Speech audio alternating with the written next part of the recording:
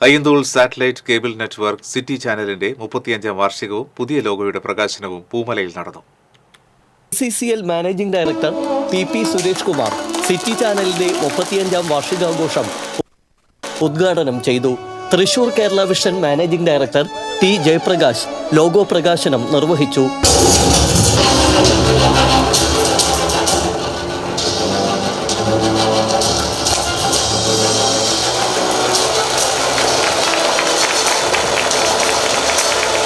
രംഗപൂജയോടെയാണ് ചടങ്ങുകൾക്ക് തുടക്കമായത്.